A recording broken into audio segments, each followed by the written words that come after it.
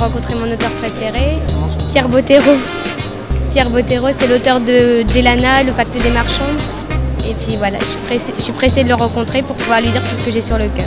Le travail d'écriture, c'est un travail très solitaire, très intime, où on fait ressortir des choses qu'on a à l'intérieur de soi, on les met sur la feuille. Et puis d'un seul coup, d'être confronté à des lecteurs, c'est basculer dans le réel, c'est apercevoir que ce qu'on a écrit, cette aventure personnelle, intérieure, eh bien, on l'a partagé réellement. Au-delà du virtuel que peut m'annoncer mon éditeur quand il me dit c'est génial, on a vendu X milliers d'exemplaires, là j'ai un véritable retour. Donc maintenant il y a quand même internet, il y a les blogs, il y a de temps en temps des réactions comme ça de lecteurs, mais de l'avoir en direct et de pouvoir argumenter, même avec les gens qui n'ont pas aimé, parce que ça aussi c'est intéressant de voir pourquoi les gens n'ont pas aimé, ce qui leur a déplu, je trouve ça très stimulant. C'est très intéressant de rencontrer les gens qui ont écrit les livres. Ils ont un autre regard sur ce qu'ils écrivent. Et nous, c'est-à-dire que les enfants, ils adorent venir là. Maintenant qu'ils savent lire, c'est beaucoup plus intéressant pour eux. Oui, il y a des parents qui lisent les livres de leurs enfants. Parce que comme on apprend beaucoup de choses dans mes livres, les adultes y trouvent aussi leur compte. Ils sont moins intéressés par l'intrigue, mais beaucoup par la documentation. Pour nous, professionnels de la petite enfance, c'est un point de ralliement, je dirais, pour tout ce qui est découverte de la nouvelle édition, tout ce qui paraît, qui est paru et tout ce qui peut nous intéresser pour travailler. Bon, moi, je travaille en petite section depuis des années, donc je connais plus ou moins les attentes des enfants.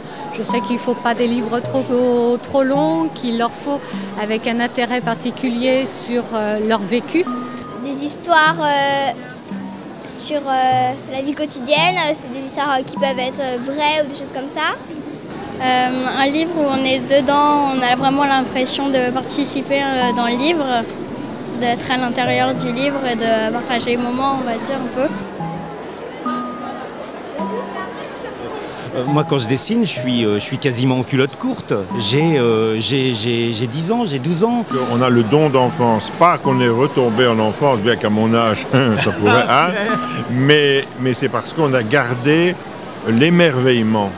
Dans un monde qui n'est pas très merveilleux pour le moment, on a gardé l'émerveillement. Et le fait de faire ces fables à deux, c'est essayer de conjurer ce monde qui n'est pas très très bien à travers notre émerveillement, même si nous sommes, par les mots et l'image, caustiques par moments. Ça, vous savez que nous devons l'être. Selon le livre que les gens m'achètent, il y a une dédicace qui correspond plus ou moins, parce qu'autrement on ne peut pas s'en sortir. Donc pour moi, Ming, par exemple, je fais toujours cette petite chinoise. Pour Didier Jeunesse, dans La Flûte enchantée, qui a un gros succès, je fais Papagena.